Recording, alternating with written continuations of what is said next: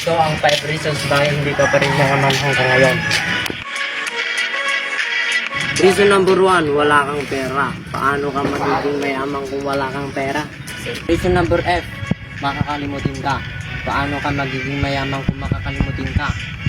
Paano kung makalimutan mo ng huminga? Bakit ka tabak mo yan? Tinutugaw yung motor ko. Reason number 7, marunong ka makisama kahit tanungin mo pa sa mga nakasamahan ko noon. Nagpapasalamat ako kay Miko ngayon. Noon tamad na. Ngayon tatas, satot na ako. Yung 10K ko, naging 10K niya. Salamat, Maiko.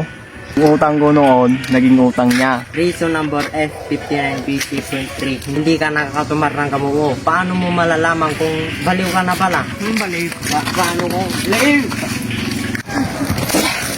Shout ay panotis kini Janwing Gayan tapos sa kiti other followers ni Buddy Miko.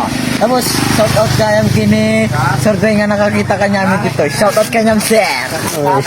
Shoutout kin Sam Sotelo, kin Jambe Lisono. Shoutout sa mga par. Ano yung tabalbag tapos ni Ram Sotelo and other followers. Itag ko pa yung lagi dila duman ha. Mga 5 followers na mga par. I-follow ako mga par. Isukan na akong mga par for more lesson. Yan mga par. Marami na mga par.